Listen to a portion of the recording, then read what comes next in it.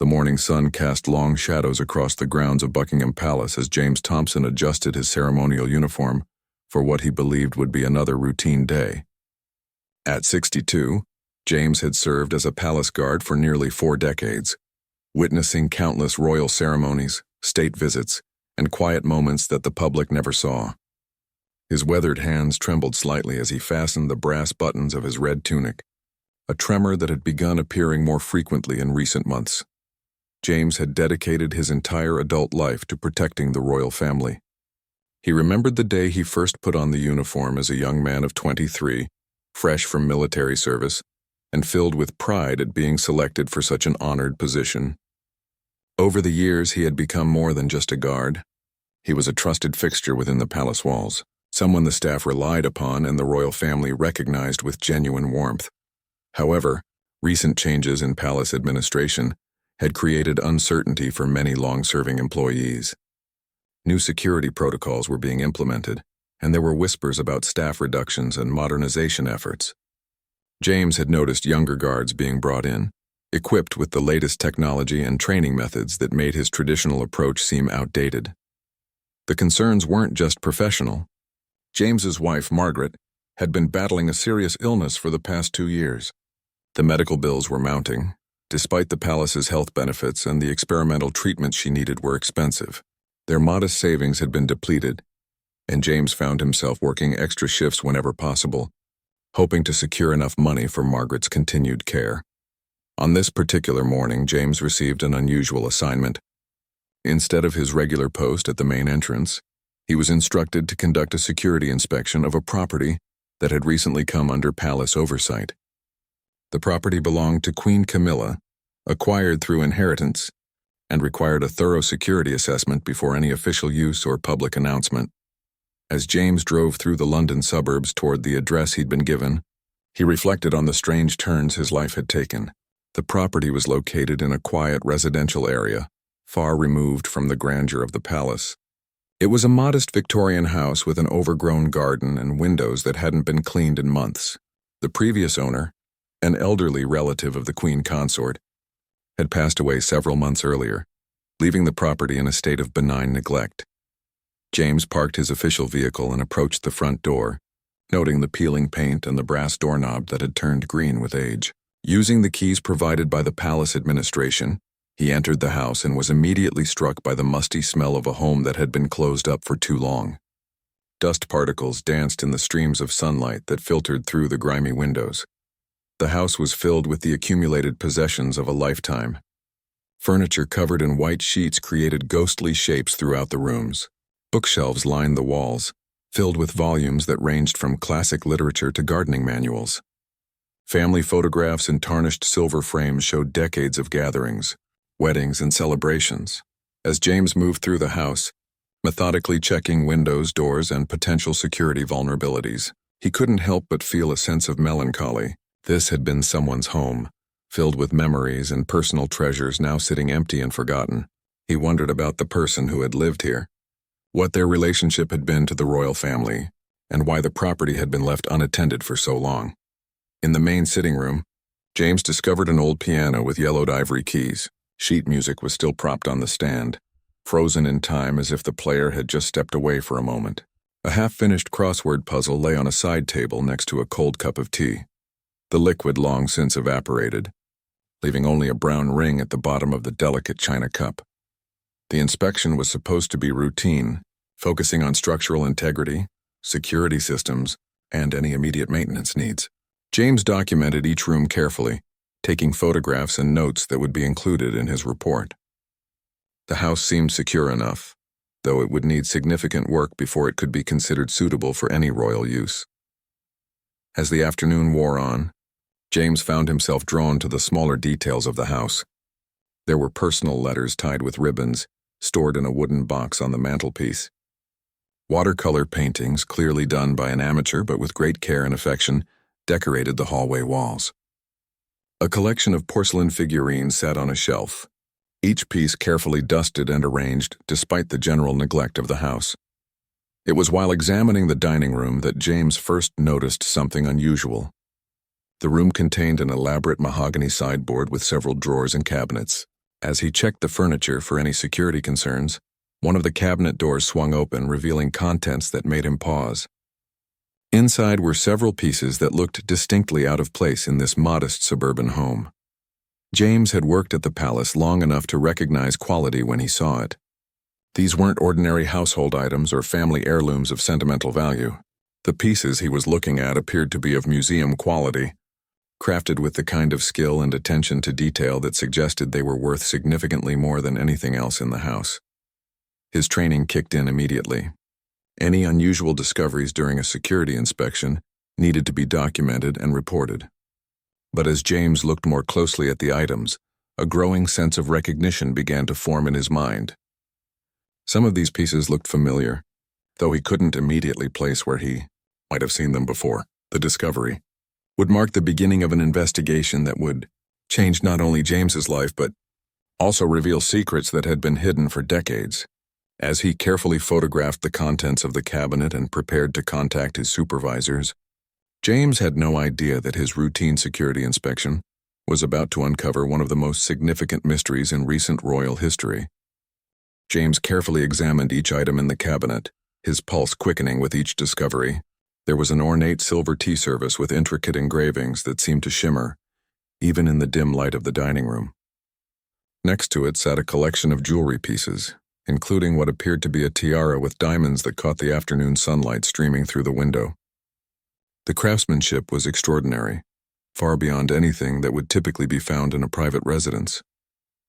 As a palace guard with decades of experience, James had seen the royal collection countless times during state functions and ceremonial events.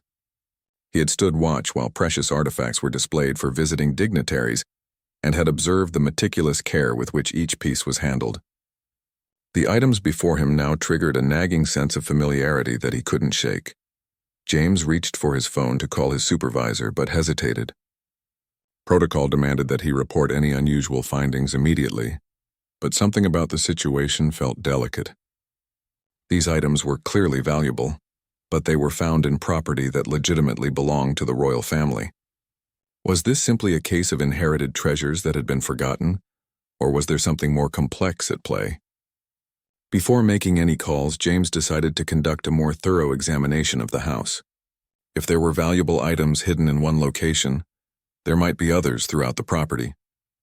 He methodically searched each room, checking closets, drawers, and any space that might conceal additional treasures. In the master bedroom, James discovered an old wardrobe that contained more than just clothing.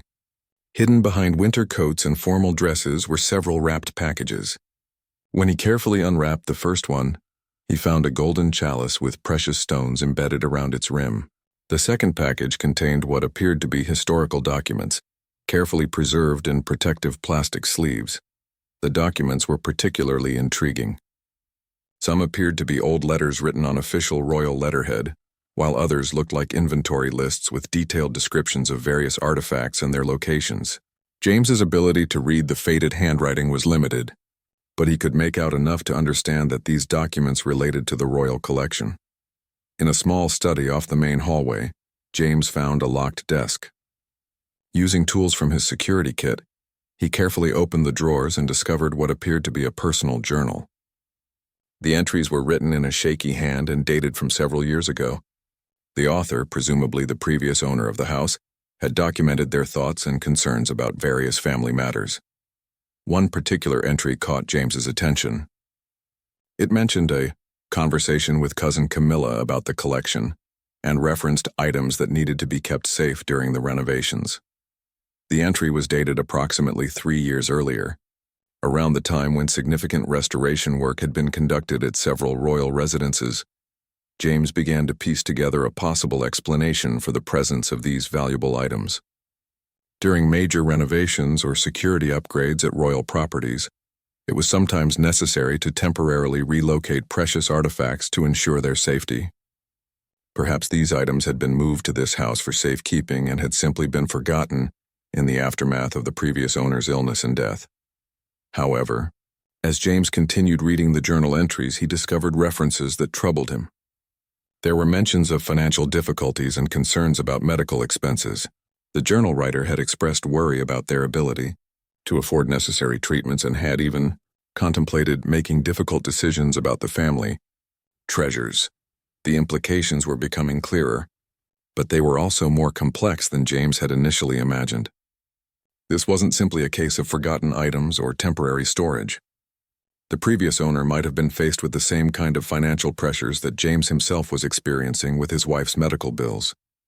James sat in the study, surrounded by the evidence of a life lived in service to family and tradition, and felt a profound connection to the deceased homeowner.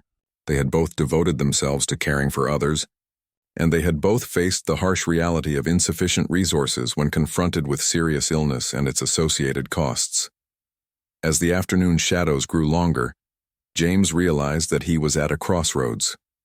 His duty as a palace guard required him to report his findings immediately and allow the proper authorities to investigate and resolve the situation. But his human compassion told him that there was more to this story than simple theft or deception. The journal entries painted a picture of someone who had been torn between loyalty to the royal family and desperation to provide for their loved ones. There were references to borrowing items with the intention of returning them once the financial crisis had passed. The writer had clearly understood the severity of their actions but had seen no other options. James thought about Margaret, lying in their hospital bed, depending on treatments that stretched their budget beyond its limits.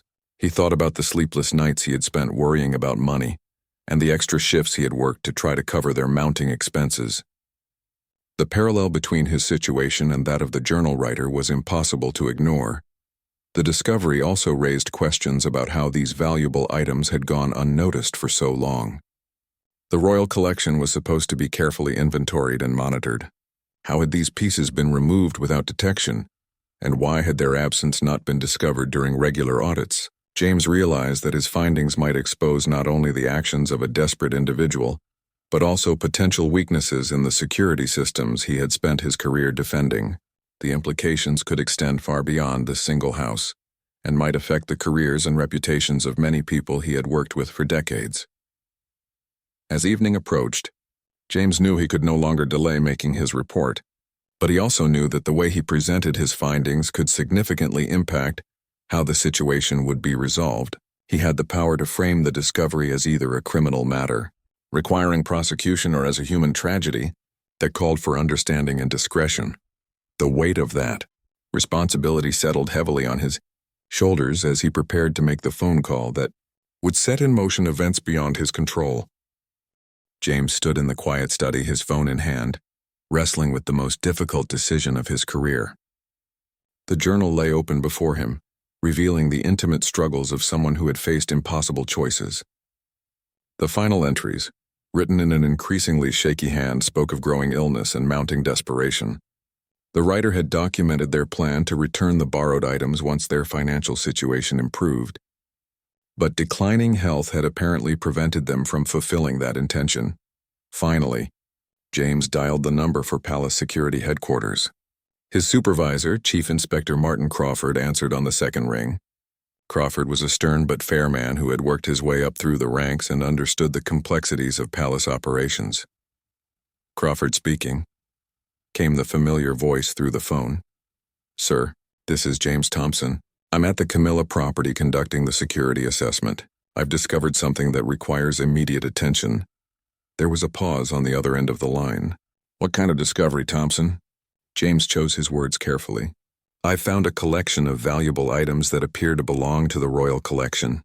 They seem to have been placed here for safekeeping, but there are some irregularities in the documentation that need to be investigated. Are you suggesting these items were stolen?" "I'm not sure, sir. The situation is more complicated than simple theft. I found personal documents that suggest the previous owner may have temporarily relocated these items during a personal crisis. I think this requires a careful investigation rather than immediate criminal proceedings." Crawford was silent for a moment, considering the implications. "Stay where you are, Thompson. Don't touch anything else. I'm sending a team to secure the scene, and we'll need a full inventory of everything you've found." Within an hour, the quiet suburban street was filled with official vehicles. Crawford arrived with a team of investigators and conservation specialists from the Royal Collection Trust. The neighbors, curious about the sudden activity, watched from their windows as experts in white gloves carefully examined and catalogued each item. Dr. Sarah Mitchell, the chief curator of the Royal Collection, was among the specialists who responded to the scene. As she examined the items James had discovered, her expression grew increasingly serious. "These are definitely from the Royal Collection," she confirmed to Crawford. "Some of these pieces are part of the Crown Jewels collection, including items that were supposed to be on display during last year's state visit." The revelation sent shockwaves through the investigation team. The missing items weren't minor artifacts or decorative pieces. They included some of the most significant treasures in the Royal Collection. The tiara James had found was actually a historic piece worn by Queen Victoria, and the golden chalice was a ceremonial item used in coronation ceremonies for over 2 centuries. As the evening progressed, Dr. Mitchell worked with the conservation team to create a complete inventory of the recovered items. The total value was staggering, representing millions of pounds worth of irreplaceable historical artifacts. However, the condition of the items was remarkably good, suggesting they had been cared for with knowledge and respect. Crawford pulled James aside as the investigation continued. "Thompson, I need you to walk me through exactly how you found these items. Every detail could be important." James recounted his discovery, being careful to mention the journal entries and his interpretation of the previous owner's motivations. He emphasized the evidence suggesting that the removal of the items had been intended as a temporary measure during a personal crisis, not as a permanent theft. The journal entries paint a picture of someone who was facing severe financial hardship due to medical expenses, James explained. The writer clearly understood the gravity of what they were doing, but they seemed to view it as borrowing rather than stealing. There are multiple references to plans for returning the items once their situation improved. Crawford listened carefully, taking notes. "How long do you estimate these items have been here?" "Based on the journal entries and the condition of the house, I'd say approximately 2 to 3 years. The dates in the journal correspond with the major renovation work that was done at Windsor Castle." Dr. Mitchell approached them with additional findings. "We've discovered documentation hidden with the items that provides more context," she said, holding up a folder of papers. "These appear to be temporary removal authorizations, but they're incomplete and lack proper supervisory approval. It looks like someone with access to the collection initiated a transfer process but didn't follow through with the proper protocols. The investigation was revealing a complex web of circumstances rather than a straightforward case of theft. The previous owner had apparently been a distant relative of Queen Camilla, who had occasionally assisted with collection management during special events and renovations. Their access to the royal treasures had been legitimate, but their decision to remove items for personal reasons had crossed ethical and legal boundaries. As the team worked late into the night, more details emerged about the previous owner's life. Eleanor Hartwell had been a retired art history professor who had volunteered her expertise to help with royal collection management. She had been diagnosed with an aggressive form of cancer 2 years earlier, and her insurance coverage had been insufficient to cover experimental treatments. Like the medical bills discovered in the house told a heartbreaking story of someone fighting not only for their life but also against financial ruin. Eleanor had spent her life savings on treatments and had been facing the prospect of losing her home when she made the decision to temporarily relocate some royal artifacts. James found himself thinking about Eleanor's situation throughout the investigation. Her story was remarkably similar to his own struggles with Margaret's medical expenses. The only difference was opportunity. Eleanor had access to valuable items that could provide financial relief, while James had only his salary and dwindling savings. As dawn approached, Crawford gathered his team for a preliminary briefing. "We have a complex situation here," he began. "We've recovered valuable royal artifacts that have been missing for several years, but the circumstances surrounding their removal are not typical of criminal theft. The person responsible is deceased, and the items have been found in property that legitimately belongs to the royal family." Dr. Mitchell added her perspective. "From a conservation standpoint, the items are in excellent condition. They've been properly stored and cared for, which suggests that whoever took them understood their value and historical significance." The question now was how to proceed. The discovery would need to be reported to senior palace officials and potentially to law enforcement. but the unusual circumstances called for careful consideration of how to handle the matter publicly. Crawford looked at James. "Thompson, your handling of this discovery has been exemplary. Your decision to conduct a thorough investigation before jumping to conclusions may have prevented a significant misunderstanding of the situation." James nodded, but he couldn't shake the feeling that his own motivations for being thorough had been influenced by his personal sympathy for Eleanor's plight. He wondered if he would have been as careful and compassionate if he hadn't been facing similar financial pressures in his own life. 3 days after the discovery, James found himself sitting in an ornate conference room at Buckingham Palace, facing a panel of senior officials who would determine how the situation should be handled. Present were Chief Inspector Crawford, Dr. Mitchell, the private secretary to Queen Camilla, and Sir Edmund Fairfax, the master of the household. The atmosphere was serious but not hostile. Sir Edmund, a distinguished gentleman in his 70s who had served the royal family for decades, opened the meeting with a statement that surprised James. "Mr. Thompson, your careful and thoughtful handling of this discovery has been noted at the highest levels. Rather than creating a scandal that could have damaged the reputation of both the royal family and a deceased individual, you've provided us with an opportunity to address this matter with discretion and compassion." James shifted uncomfortably in his chair. "I was simply doing my job, sir, following proper procedures." "Indeed," Sir Edmund continued, "but your interpretation of proper procedures showed remarkable wisdom. You could have immediately reported this as a theft case, which would have triggered automatic criminal proceedings and media attention. Instead, you took the time to understand the full context before making your report." Dr. Mitchell leaned forward. "We've completed our analysis of Eleanor Hartwell's documentation and communications. She was indeed facing severe financial hardship due to medical expenses. Her insurance company had denied coverage for several experimental treatments that her doctors believed could extend her life significantly." The private secretary added, "We've also discovered that Mrs. Hartwell had been in communication with the palace about her situation. She had written several letters requesting assistance or early access to a small inheritance from a family trust. Unfortunately, those letters were apparently lost in the administrative shuffle during the reorganization of several departments." James felt a pang of sadness for Eleanor. She had tried to seek help through proper channels before resorting to desperate measures. The system that was supposed to support royal family members, even distant ones, had failed her when she needed it most. Sir Edmund continued, "The items that Mrs. Hartwell took were indeed valuable and historically significant. However, our investigation has revealed that the security protocols for tracking collection items during renovations and temporary relocations had significant gaps. Mrs. Hartwell was able to remove these items because the oversight systems were inadequate.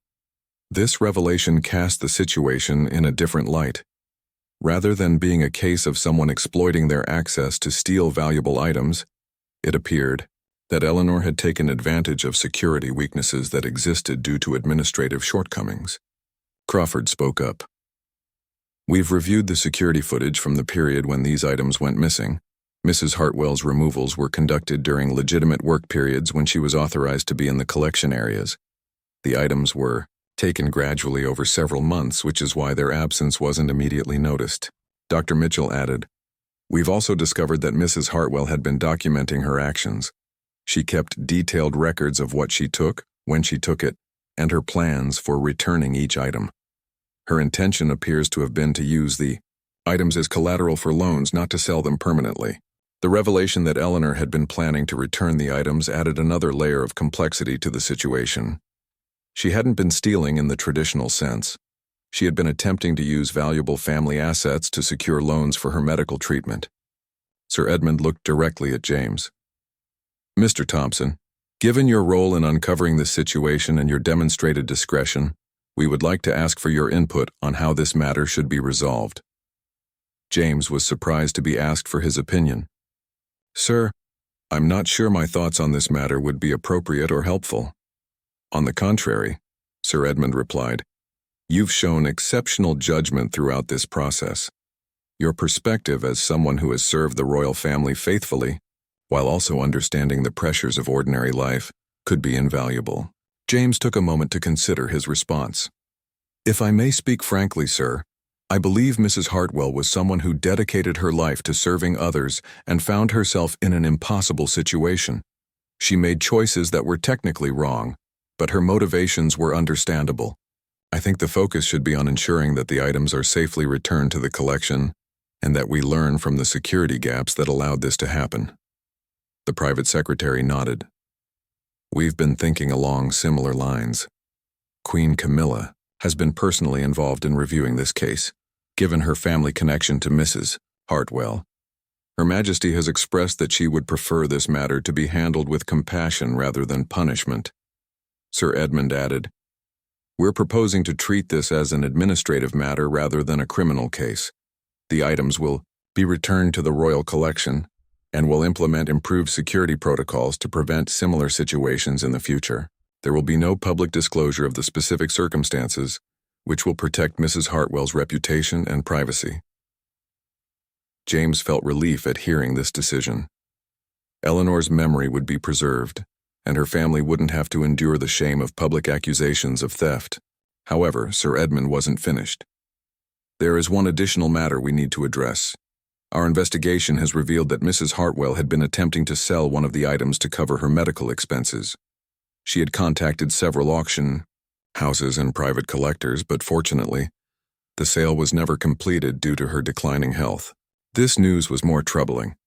If Eleanor had actually sold royal artifacts, the situation would have been much more serious and difficult to resolve quietly. Dr. Mitchell continued, "We've contacted the auction houses and collectors who were approached. They've all agreed to cooperate fully and maintain confidentiality about the matter.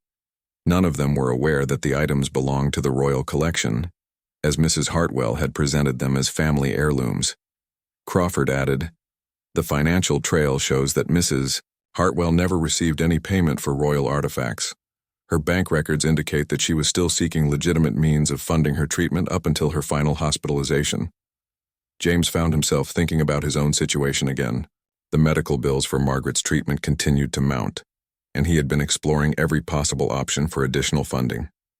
Hearing about Eleanor's attempts to find legitimate solutions before resorting to desperate measures resonated deeply with him. Sir Edmund seemed to notice James's contemplative expression. "Mr. Thompson, is there something else you'd like to add?" James hesitated, then decided to speak honestly. "Sir, I was wondering if there might be lessons we can learn from this situation to help other employees who might face similar financial pressures in the future." The room fell silent as the implications of James's suggestion became clear. The officials exchanged glances, recognizing that James was raising a broader issue about the support systems available to royal household staff and family members during times of crisis. Sir Edmund leaned back in his chair, studying James with renewed interest. "Mr. Thompson, your suggestion about learning from this situation is quite perceptive. Are you speaking from personal experience with these kinds of financial pressures?" James felt his face flush slightly. He hadn't intended to reveal his own circumstances, but his genuine concern for others facing similar situations had led him to speak more openly than he had planned. "Sir, my wife has been receiving treatment for a serious illness for the past 2 years. While I'm grateful for the palace's health benefits, there are some specialized treatments and medications that aren't fully covered. I've been working extra shifts and looking into various options to help cover the costs." The private secretary looked concerned. "Mr. Thompson, are you saying that our current support systems are inadequate for employees facing major medical expenses?" "I wouldn't say inadequate, sir, but there are gaps. When someone faces a serious illness that requires experimental treatments or specialized care, the cost can quickly exceed what most people can handle, even with good insurance coverage." Dr. Mitchell nodded thoughtfully. This could explain why Mrs. Hartwell's requests for assistance weren't properly addressed. If there are no clear protocols for helping family members or employees in these situations, individual cases might fall through the cracks. Crawford added, "From a security perspective, financial pressure on employees or family members with access to valuable assets represents a significant risk. If people feel they have no legitimate options for help, they might make poor decisions out of desperation." Sir Edmund made notes as the discussion continued. "Mr. Thompson, would you be willing to work with our Human Resources Department to review the current support systems and suggest improvements?" James was surprised by the offer. I'd be honored to help, sir, but I'm not sure I have the expertise to make policy recommendations. You have something more valuable than expertise, Sir Edmund replied. You have real-world experience with these challenges, and you've demonstrated excellent judgment under pressure. Your perspective could be invaluable in developing better support systems. The private secretary added, Queen Camilla has expressed particular concern about this aspect of the situation. Her Majesty believes that if Mrs. Hartwell had received appropriate support, this entire situation could have been avoided. As the meeting continued, James learned more about the broader implications of his discovery. The royal household employed thousands of people, and many of them might face similar financial crises during their careers. The current support systems had been designed for more common workplace issues and weren't adequate for handling major medical emergencies or other significant financial hardships. Dr. Mitchell shared additional information about Eleanor's background. Mrs. Hartwell had actually contributed significantly to royal collection management over the years. She had volunteered hundreds of hours of her expertise and had helped identify and authenticate several important acquisitions. Her knowledge and dedication were widely respected.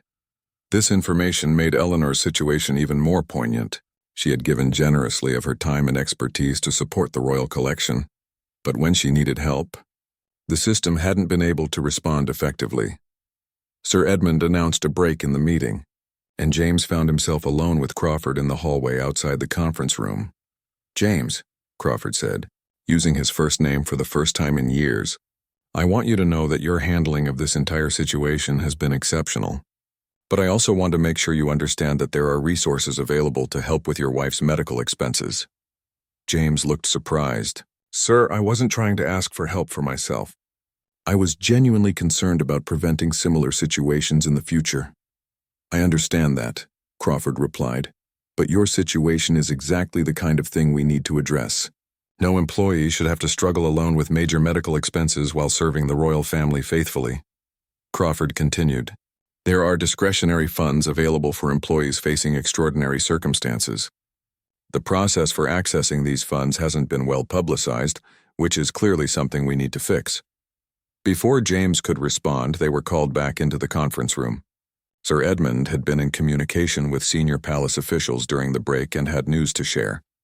Mr. Thompson, I've spoken with the Master of the Household and the Private Secretary to His Majesty the King. They've agreed to establish a formal review of employee and family member support systems, and they'd like you to chair the review committee. James was stunned. Sir, I'm honored, but I'm not sure I'm qualified for such a responsibility. You're more qualified than you realize, Sir Edmund replied. You've demonstrated integrity, compassion, and practical wisdom throughout this situation. More importantly, you understand both the institutional perspective and the human perspective that needs to be considered. The private secretary added, the committee will include representatives from human resources, finance, and employee services, as well as several other staff members who have faced similar challenges. Your role will be to ensure that the human element isn't lost in the administrative details. As the meeting continued, James learned that his discovery had initiated changes that went far beyond simply recovering missing artifacts. The royal household was committed to using this situation as an opportunity to improve how it supported its extended family of employees and relatives. Dr. Mitchell announced that the recovered artifacts would be displayed in a special exhibition honoring the contributions of volunteers and part-time staff who had supported the royal collection over the years. Mrs. Hartwell's expertise and dedication will be remembered and celebrated, rather than overshadowed by her final desperate actions. Crawford added that new security protocols would be implemented, not just to prevent unauthorized removals, but also to identify when employees or volunteers might be facing personal crises that could lead to poor decisions. As the meeting concluded, Sir Edmund made one final announcement. Mr. Thompson, effective immediately, you're being transferred to a new position within Palace Security. You'll be working directly with the Support Services Review Committee while maintaining your security clearance and responsibilities. James felt overwhelmed by the rapid changes in his circumstances. What had started as a routine security inspection had become a career-changing opportunity to help improve the lives of his colleagues and their families. But perhaps most importantly, he had learned that his own financial struggles didn't have to be faced alone. The discovery of the missing heirlooms had revealed not just hidden treasures, but also hidden resources for helping those who had dedicated their lives to serving others. 6 months after the discovery at Eleanor's house, James stood in his new office reviewing the final report of the Employee Support Services Review Committee. The transformation in his life had been remarkable, but it was the positive changes for others that gave him the greatest satisfaction. The committee had worked tirelessly to develop comprehensive support systems for royal household employees and their families. They had established an emergency assistance fund, created clear procedures for accessing help during medical crises, and implemented a confidential counseling service for employees facing financial difficulties. Margaret's health had stabilized thanks to the experimental treatment she was now receiving. The palace's discretionary medical fund had covered the costs that their insurance wouldn't, removing the financial stress that had been weighing on their family for years. But James knew that Margaret's improvement was just one success story among many. The committee had discovered that dozens of employees had been struggling with various financial hardships, from caring for elderly parents to supporting children with special needs. The new support systems had already helped more than 50 families access the resources they needed, without compromising their dignity or their positions. Dr. Sarah Mitchell knocked on James's office door, carrying a folder of photographs. "James, I wanted to show you the final preparations for the Eleanor Hartwell Memorial exhibition." The exhibition had been designed to honor Eleanor's contributions to the royal collection while subtly acknowledging the circumstances that had led to her desperate actions. Rather than hiding her story, the palace had chosen to use it as an example of how institutional support systems could be improved. The centerpiece will be a display of the items she helped authenticate over the years, Dr. Mitchell explained, showing James the photographs. "We're also including some of her personal watercolor paintings that we found in the house. They show remarkable skill and sensitivity." James studied the photos of Eleanor's artwork. They depicted various royal residences and gardens, painted with obvious love and attention to detail. These paintings would help visitors understand Eleanor as a person who had devoted herself to preserving and celebrating royal history. "There's something else," Dr. Mitchell continued. "Queen Camilla has decided to establish an annual scholarship in Eleanor's name for art history students who are interested in collection management. The scholarship will specifically target students from families facing financial hardship." The irony wasn't lost on James that Eleanor's desperate actions had ultimately led to the creation of resources that could have helped her avoid that desperation in the first place. But rather than dwelling on what might have been, everyone involved had chosen to focus on preventing similar situations in the future.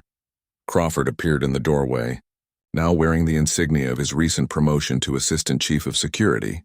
"James, I have some news about the final security review. The investigation into how the artifacts had gone missing had led to significant improvements in collection management. New tracking systems had been implemented, and protocols had been established for temporary relocations during renovations or special events. More importantly," Crawford continued, "we've created a new position for a family services security liaison. The role will involve identifying potential security risks related to personal crises and connecting people with appropriate support resources before problems develop." James smiled at the elegant solution. By framing support services as a security issue, the palace had been able to justify significant investments in employee welfare while maintaining the institutional focus on protecting royal assets and reputation. Sir Edmund Fairfax arrived for the final committee meeting, accompanied by the private secretary to Queen Camilla. They were there to review the committee's recommendations and prepare for the formal presentation to senior royal officials. "Mr. Thompson," Sir Edmund began, "the committee's work has exceeded all expectations. The comprehensive support systems you've developed will serve as a model for other royal households and large institutions." The private secretary added, "Queen Camilla has been particularly impressed with the sensitivity and thoroughness of the committee's approach. Her Majesty believes that Eleanor would be proud to know that her situation has led to such positive changes." James had learned that Queen Camilla had been deeply affected by learning about her cousin's struggles. She had personally reviewed every aspect of the new support systems and had insisted that they be implemented as quickly as possible. As the meeting progressed, James reflected on how much his life had changed since that morning, when he had discovered the hidden treasures in Eleanor's dining room cabinet. His new role had given him a sense of purpose beyond his previous security duties, and the financial stress that had been crushing his family for years had been lifted. But perhaps the most meaningful change was his evolving relationship with the royal institution itself. Instead of simply being a guard who protected the royal family from outside threats, he had become someone who helped the royal household better care for its own people, and the private secretary announced that the committee's final report would be presented to King Charles and Queen Camilla the following week. Their Majesties are particularly interested in the recommendations for expanding these support systems to include retired employees and distant family members. This expansion would ensure that people like Eleanor would never again find themselves facing impossible choices between their loyalty to the royal family and their desperate need for financial assistance. Dr. Mitchell shared the latest news about the recovered artifacts. All of the items have been fully restored and documented. They'll be returning to their proper places in the royal collection. But we've also created detailed digital records that will be part of Eleanor's memorial exhibition. Crawford added that the security improvements had already proven their worth. We've identified 3 employees who were facing financial crises similar to Eleanor's. In each case, we were able to connect them with appropriate support resources before any security risks developed. As the meeting concluded, Sir Edmund made an announcement that surprised everyone in the room. "Mr. Thompson, King Charles has decided to recognize your exceptional service with a Royal Victorian Medal.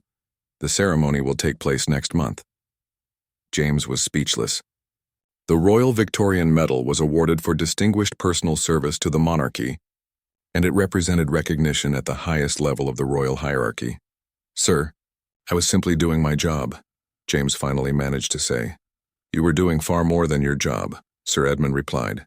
"You demonstrated that true service to the crown involves not just protecting royal assets, but also caring for the people who make the royal household a family." As James walked home that evening, he thought about Eleanor Hartwell and the journey that had begun with her desperate attempt to save her own life. Her actions had been wrong, but they had led to discoveries and changes that would help countless others in the future.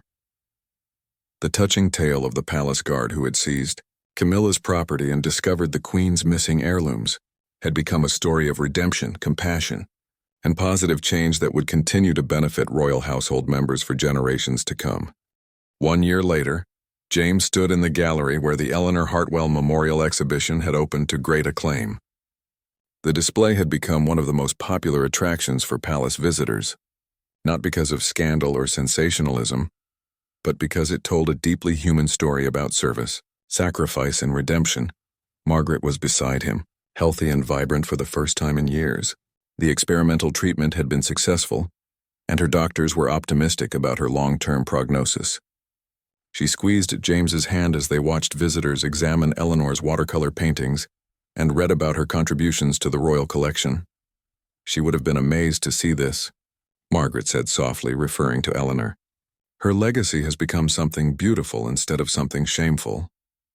Queen Camilla approached them, having arrived for a private viewing of the exhibition before it opened to the public that day. She had specifically requested to meet with James and Margaret during her visit. "Mr. and Mrs. Thompson," the Queen said warmly, "I wanted to personally thank you for the remarkable work you've done in transforming a difficult situation into something positive for so many people." James bowed respectfully. "Your Majesty, I was honored to be able to help." "You did much more than help," Queen Camilla replied. "You showed wisdom and compassion that prevented a family tragedy from becoming a public scandal. My cousin Eleanor was a wonderful person who found herself in an impossible situation. Your understanding of that has allowed us to honor her memory appropriately." Margaret spoke up. "Your Majesty, if I may, the support systems that James helped develop have been life-changing for our family and many others. Eleanor's story has helped so many people who might otherwise have suffered in silence." Queen Camilla nodded. "That was exactly what I hoped would come from this situation. Eleanor's struggles shouldn't be in vain if they can prevent others from facing similar desperation." Dr. Mitchell joined them, carrying the latest statistics about the support systems that had been implemented. Your Majesty, I'm pleased to report that the Employee Support Services Program has assisted more than 200 families in its first year of operation. The early intervention approach has been particularly successful in preventing crisis situations. The program had indeed been transformative. By identifying employees and family members who were facing financial difficulties early, the palace had been able to provide assistance before people became desperate enough to make poor decisions. The investment in support services had actually improved security by reducing the likelihood of internal threats. Crawford, now serving as Deputy Chief of Security, approached with news about the broader impact of their work. Your Majesty, we've received inquiries from other royal households and large institutions about implementing similar support systems. The model we've developed here is being studied and adapted by organizations around the world. James felt a deep sense of satisfaction knowing that Eleanor's story was continuing to help people far beyond the walls of Buckingham Palace. Her desperate actions had ultimately led to positive changes that were spreading to benefit countless others. Queen Camilla turned to address the small group gathered around the exhibition. I want you all to know that this experience has taught me important lessons about the responsibilities that come with privilege and position. It's not enough to simply provide employment and basic benefits. We must also ensure that the people who serve our family are truly cared for when they face life's greatest challenges. Sir Edmund approached with a special guest, an elderly woman who had been quietly observing the exhibition from a distance. Your Majesty, I'd like you to meet Mrs. Patricia Hartwell, Eleanor's younger sister. James felt his heart skip a beat. He had wondered about Eleanor's family and whether they knew about the circumstances surrounding her final years. Patricia's presence at the exhibition suggested that the family had been told about what had happened. Patricia stepped forward, her eyes bright with tears.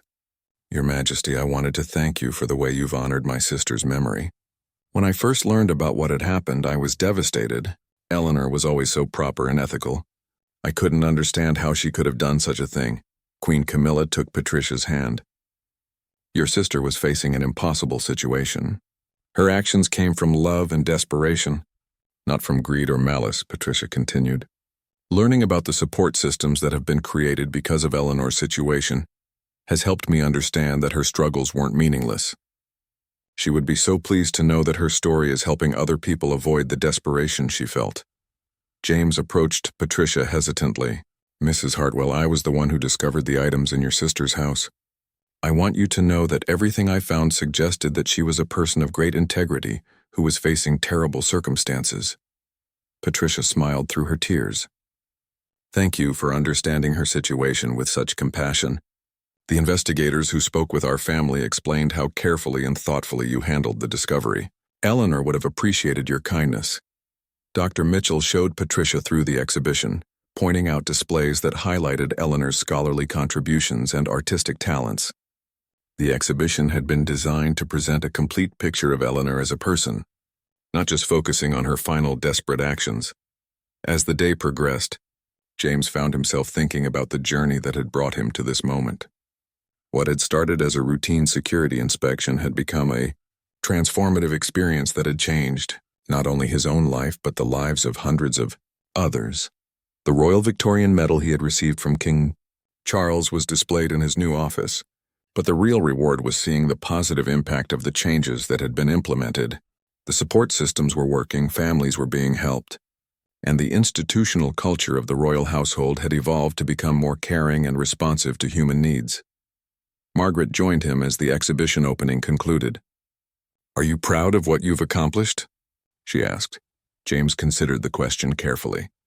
I'm proud that we were able to turn a sad situation into something positive. Eleanor deserved better than the desperation she faced, but at least her story is now helping ensure that others won't face similar situations alone. As they walked home through the London streets, James reflected on the touching tale that had begun with his discovery of missing heirlooms in a suburban house. The story had revealed the complex humanity behind institutional structures and had demonstrated that even the most powerful organizations must remain accountable to the individual people whose lives they touch. Eleanor Hartwell's legacy had become one of positive change, compassion, and improved support for those who dedicate their lives to serving others. Her desperate actions in her final Years had been transformed into a catalyst for creating systems that would prevent similar desperation for generations to come. The palace guard who had seized Camilla's property and discovered the queen's missing heirlooms had indeed uncovered treasures far more valuable than the artifacts themselves. He had found the capacity for institutional change, the power of human compassion, and the possibility of transforming tragedy into hope for the future.